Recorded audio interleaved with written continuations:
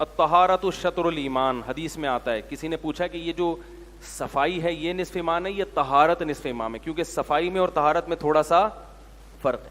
صفائی کا مطلب کسی چیز کو کلین کر دینا، نیٹ اور کلین۔ طہارت اس سے اوپر کی چیز ہے۔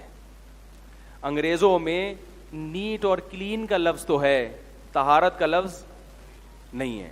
یہی وجہ ہے کہ گوروں میں بہت سے نیٹ کلین تو ہوتے ہیں، طاہر طہارت والے نہیں۔ مثلاً آپ بہت صاف ستھرے کپڑے پہن کے پرفیوم لگا کے گھر سے باہر نکلے، مگر استنجا کرنے کے بعد آپ نے دھویا نہیں ہے، تو آپ نیٹ کلین تو کہلائیں گے، مگر پاک، طہارت کا اردو میں ترجمہ بنتا ہے پاک، مگر آپ پاک نہیں کہلائیں گے۔ بیماریاں میل کچیل سے نہیں پھیلتی، بدبو میل کچیل سے، مٹی میں بدبو نہیں رکھی اللہ نے۔ عورتیں حیض سے پاک ہونا اور اس میں طہارت کا خیال کرنا کہ کپڑے پر ناپاکی لگ گئی تو نماز نہیں ہوگی، پھر غسل کرنا، یہ جب چیزیں ہوں گی نہیں تو گندگی تو پھیلے گی نا پھر۔ تو اسی طرح کسی نے ہم بستری کی، اس کے بعد وہ اچھے سے صاف ستھرے کپڑے پہن کے پرفیوم لگا کے آفس چلا گیا، نیٹ کلین تو ہے، مگر شریعت کی نظر میں وہ پاک بولتے کیوں نہیں بھائی؟ نہیں ہے، غسل کرنا پڑے گا اس کو، جبکہ غیر مسلم اس موقع پر غسل نہیں کرتے۔ باقی میں زیادہ ڈیٹیل میں نہیں جاؤں گا ٹھیک ہے نا۔ اسی طرح ناپاک چیزیں آپ کھا رہے ہیں، سور ہے، کتا ہے، یا مردار ہے جس میں بلڈ ہوتا ہے نا، جانور جب ذبح نہیں کرتے خون اندر رہ جاتا ہے، وہ تو ناپاک ہے، وہ آپ کھاؤ اور اوپر سے نہا بھی لو تو شریعت آپ کو نیٹ کلین تو کہے گی مگر پاک نہیں کہے گی۔ تو اسلام میں طہارت کے الگ فضائل ہیں، اور نظافت اردو میں، عربی میں کہتے ہیں نیٹ اور کلین ہونے کو، نیٹ کلین ہونے کے الگ فضائل ہیں۔ اسلام نے صفائی کا بھی حکم دیا اور طہارت کا بھی حکم دیا ہے۔ نہیں آ رہی بات سمجھ؟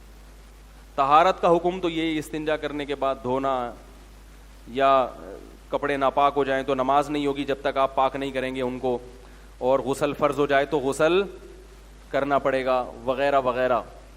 سمجھ رہے ہیں نا؟ ہمارے یہاں وہمیوں کو دیکھ لو، سارا دن شلوار پکڑ کے، وہ نظافت کی وجہ سے تھوڑی، وہ طہارت کی وجہ سے۔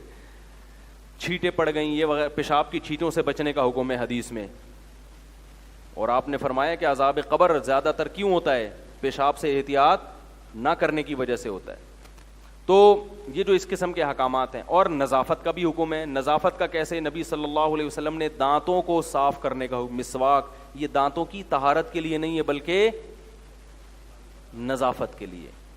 البتہ بعض دفعہ حدیث میں طہارت بمانا نظافت بھی استعمال ہوا ہے، تو دانت اس سے کیا ہو جاتے ہیں؟ ناپاک تھوڑی تھے، کوئی گندگی تھوڑی لگی تھی۔ اسی طرح ہفتے میں ایک دفعہ غسل کا حکم دیا، چاہے جنابت نہ بھی ہو۔ وہ غسل کیوں ہے؟ نظافت کے لیے، کلین ہونے کے لیے، وہ طہارت کے لیے، طہارت کے لیے نہیں ہے۔ وہ ایسا ہی ہے نا بھائی، آپ پہ غسل بھی فرض نہیں ہے، جنابت کی حالت میں بھی نہیں ہو، پھر بھی اسلام کیا کہہ رہا ہے؟ آپ جمعے کے دن کیا کرو گے؟